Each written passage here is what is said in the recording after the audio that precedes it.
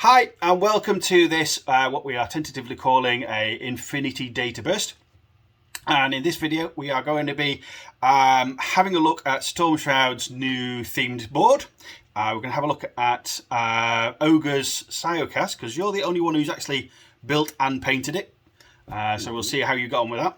And we are going to have a skeptical look at the new, because we don't know, at the new Link Team rules. Kill Team, Link Team rules. We're going to guess. Have you got your crystal balls, lads? I do have my crystal balls. Excellent. I thought you looked uncomfortable. Oh, yeah. And so without further ado, let's get straight into it. So I'm working on a new terrain set.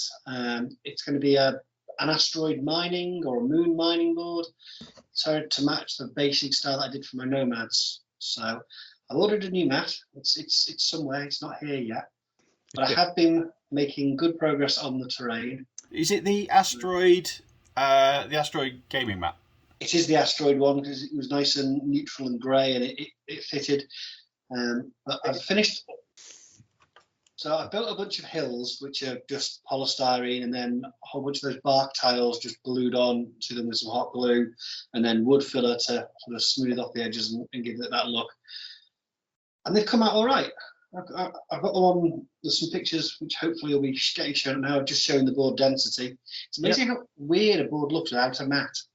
It does. It does a bit, doesn't it? Yeah, it just looks really odd. But there's a good number of hills on there. I like the way they come out. I've still got a bit of fettling to do on a whole bunch of little blue crystals to go in nooks and crannies and stuff. But the two large hills that fit against the edge also will fit flat end to form one really big hill. If I want to put that in the middle of the board. Claw, you've been really good in printing off a whole bunch of stuff, all from Dragon's Rest. That's really good. So there's a couple of solar panels, some of those big drill pieces, and then crates and containers and bits and pieces. There's a couple of those antennae, some kind of like antennae that look really good for objective pieces. I think I might have to print a couple of those for myself as well. Cool. I was really impressed with those. What about bigger terrain? Are you doing anything more structural, or is it all going to be rocks? So there's one big building. I've got the objective room for the board, which is the capsular mainframe from Arsenal, which my good lady wife bought me as a gift. I think about a year and a half ago now. It's been sat on the shelf for a while. It's a weird shape, isn't it? It's a really cool shape. Obviously being an objective room, there's got the doors on each wall, but they're on different levels. The two of them are on ground level and two of them are sort of halfway up, and that's where the floor of the building is. So it's not like a normal objective room where it's all flat and you can see straight through from side to side. And the roof itself is a fantastic structure with grooves on it that can easily provide cover. It's going to be a really interesting piece to play around. I've got a few ideas of other bits and pieces I might want to add to it in the fullness of time. But for now, I'm going to get a basic blueprint down, enough to fill a table.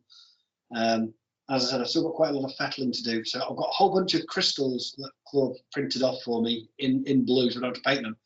That I need to form like crystalline ridges or other sort of natural formations with them. Obviously, it's something important that they're mining. I'm quite pleased with how it's coming together. Yeah, it's looking good. Very good.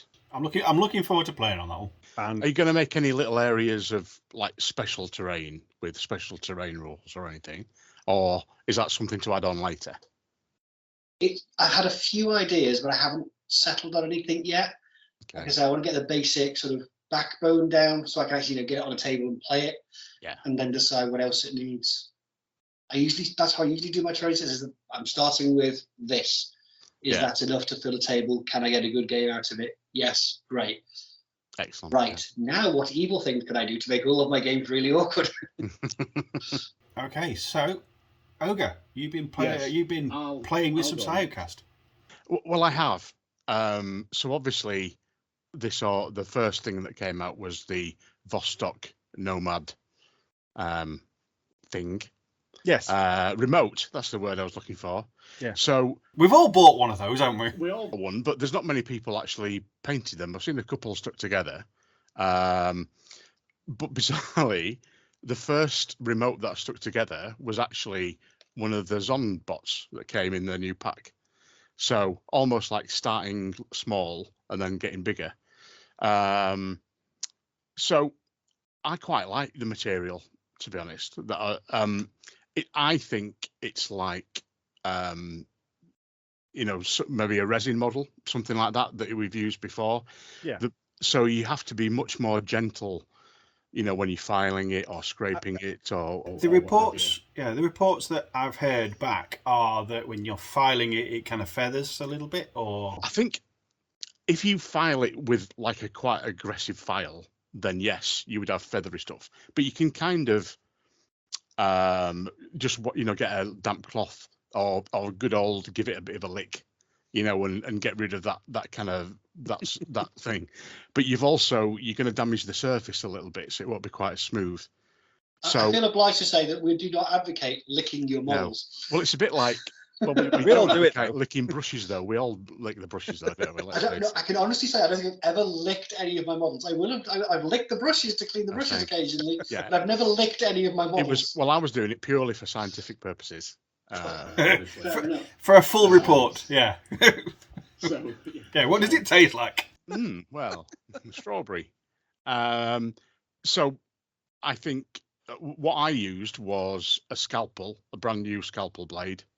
Did a little bit of scraping, and then I also bought, and this is like the only thing I bought from them for years, Games Workshop files. The new ones are really, really fine, seem to work perfectly well. So a mixture of one of those, a bit of a scrape, and it was really nice to do. I would agree with you. I cleaned up and assembled the bear, which is obviously CioCast. And apart from some dental work, it was fine. There was a big bit of flashing coming off one of his lower canine teeth, which was a bit fiddly to clean up. Which is just going with a knife and just remove it surgically, and everything's fine. And I think it's exactly the same. And it's really just be a little more gentle with them. Don't attack them like you would a metal model. Just treat them with a bit of care. It is weird that they kind of bend and flex a bit. That is kind of odd. Yeah, maybe. Well, when I stuck one of these guys together, they weren't. I hadn't quite taken enough off, so that the legs weren't actually quite flat. So I actually used that flex, and just pushed it down when it set, and lo and behold, it's all flat again. So I was, Yeah. What did you use to undercoat it? Did you use anything special? Or just use your ordinary? Used some normal. I actually think I used GW Chaos Black, and then I do a Zenithal white over the top with something from like Halfords or Wilco's or something. And it's not scraped off, or it's not scraped off or anything. It's good. No, it goes on really well. I've always thought undercoating plastic models is a lot better than undercoating metal models. Like it sticks better. I think the undercoat. I always tend to use aerosols, by the way, rather than an airbrush. I just prefer it. But it just goes on so well, and they paint up so well. I'm really impressed with it. Wow, it's CORVUS BELLI models, so they always look. It's a fair point. It was one of the concerns when they switched materials is whether you were going to keep the detail, because some of the early Aristeo models didn't have the same level of definition to the details on the models that we were used to. But they look really good, don't they? And I've got the bear as well, and it's really, very, very good. It went together lovely. There's just the one tooth that had this big bit of flashing on it. I was very careful trying to carve the tooth to make sure it looked the same as the tooth on the other side. Yeah. I mean, I don't know what it would do. Did you wash yours at all? Did you No. wash the model? No, I don't. I've never washed any. I don't either. I'm doing that all the time. I've never done any of that. I usually, if they are actually proper resin, I do usually wash the resin, because I find I've had issues in the past with release agent causing me issues. There was a Hellhound tank I had years ago that I must have undercoated about 15 times because I couldn't get any paint to stick to the damn thing. There was that much mold on it.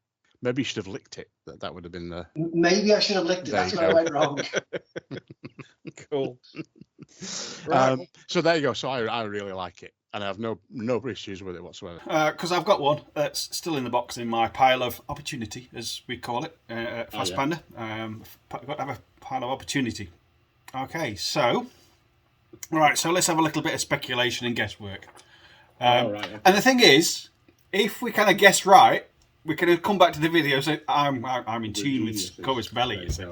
So now at the moment you've got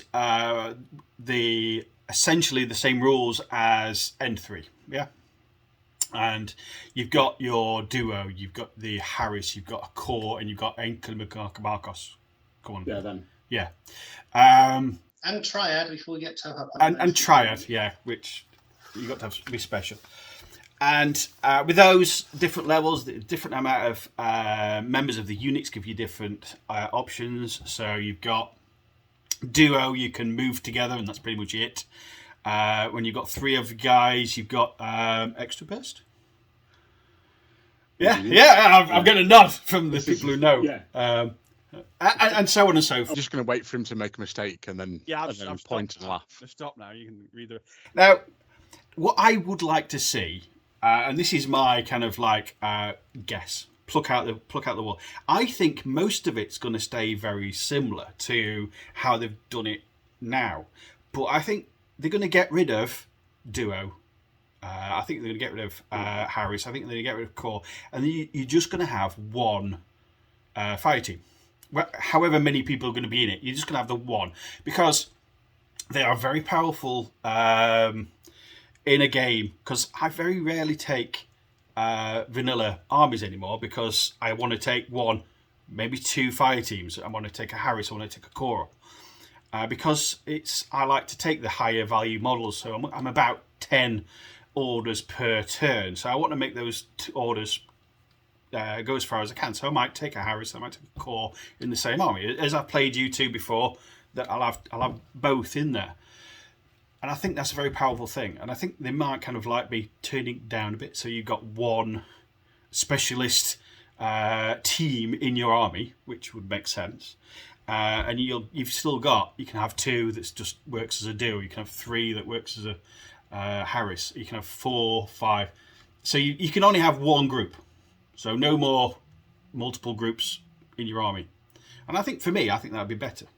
I don't know what your thoughts about that are going to be.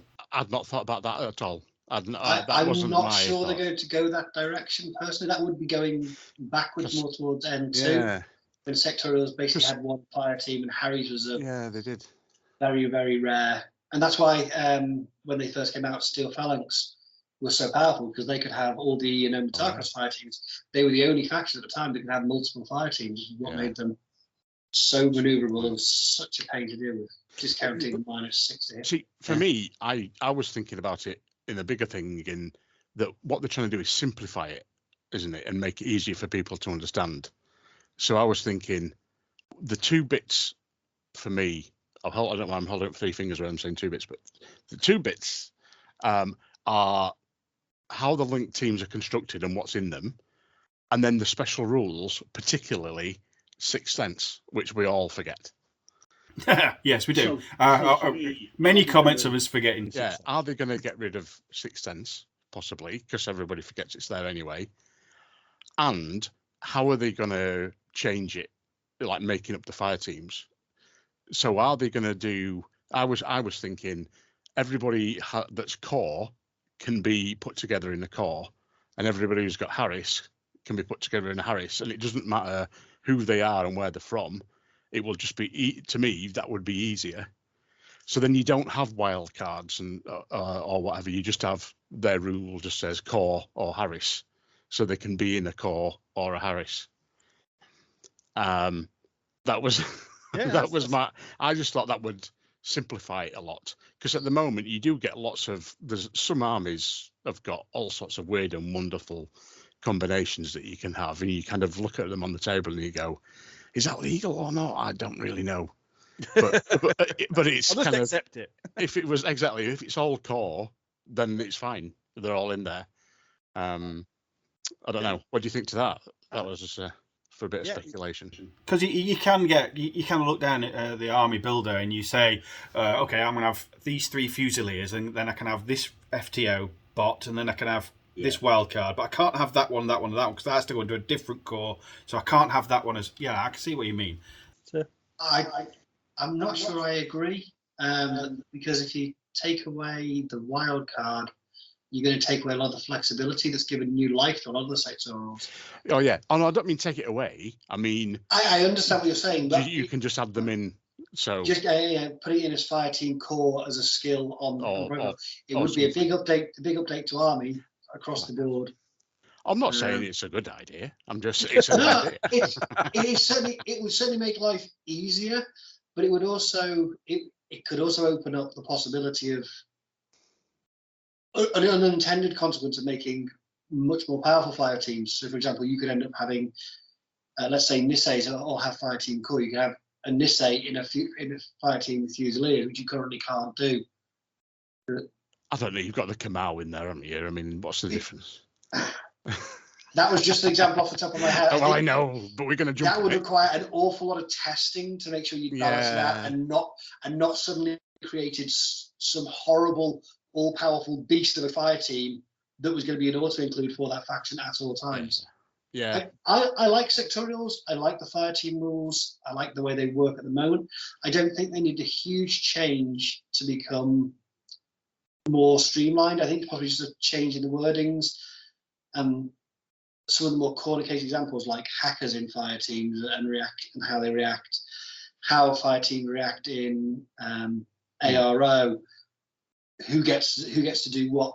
It just probably needs a little bit of clarification, because currently it is just a page in the pamphlet of here's some stuff we couldn't fit in the rulebook. So I understand why they want to go and give it a proper look over. Yeah. I do think that fire teams and sectorials do skew the game a little bit. They are, whilst the sectorial has limited options in what you can take, the power that comes with a fire team or multiple fire teams does make them tough nuts to crack, especially for newer players who have basically come over from Code 1 where there are no fire teams. So I think it's a good point, though, to be honest. Yeah, I hadn't really thought about what they can do, what each fire team can do, because that's another bit of confusion, isn't it? I think that's a good shout about what's burst 2, what's not, because some things are different. So quite often when you're playing against a fire team, there'll be one piece with its head stuck out doing the shooting. You shoot back at him, he can dodge. Are his friends eligible to dodge? Will they not be? Do they meet the criteria? That could just do with just making it a little clearer without having to, get out 2 different rule books and put on a hat and sit down and have a good think about it with a cup of tea. That ruins the flow of the game. So overall, Stormsroud, you just think they're going to keep it as it is? They're just going to change some. I think they're going to tighten it up and make very small alterations. I don't see a huge shift coming at all. I was thinking there might be a huge shift. I think that because of how powerful they are, they might try and turn them down a bit, and just let you have one team at a time. Like you said, it does go back to N2, but is that a bad thing? I think you'd risk upsetting a lot of sectorial players if you took away their teeth. Because the attraction of the sectorials is the fire teams. If you take that away, you might end up with a lot of players going to throw their toys out the pram. Yeah. Ogre, do you think they're going to kind of... I think a mixture of everything we've said, really. Simplify, make it clearer, put it all together in a nice little package, I think. Yeah, and definitely... see how we go there. But yeah, I think the way they've gone from N3 to N4, simplified, small, unpacked everything, haven't they? And I'm expecting something like... I also don't think this is a recent change. I think this is stuff they were working on when they did N4 that they didn't have time to get into the format they wanted to for the book. So I don't think these are new changes in their mind. They're probably changes they've been sitting on for a couple of years at this point. And I guess when they do come out, we will sit down and we'll go through them and we'll kind of see what they've done and how we can make the most of them. And which bits we can forget in future. Yeah, and we don't have to come back. Which we'll not forget for a while. We keep remembering it, forget the new stuff and all that kind of stuff, yeah. And on that, thanks for watching. We have got lots of battle reports either side of this video and going back for 2 years or so. So we've been around for a while. And with that, if you want to drop us a subscription, that'd be fantastic. Get those numbers up. And if you drop us a like, and if you've got any comments on what we've been talking about on this video, put them in the comments below and we'll check them out and probably answer to you. And what I'll do is I'll give the last words to the two guys dancing. I will insert this bit. There we go. So, from me, see you in the next one, and from you two. Yeah, see you later. Okay, guys. Bye-bye. Catch you in the next one. Thanks for watching. If you've enjoyed this video, please give us a like. And if you want to see more, hit the subscribe button. It all helps to keep us motivated and raises the profile of our channel and Infinity the game, bringing it to a wider audience. And don't forget, if you're so inclined, you can also find us on Instagram and Facebook. Thank you.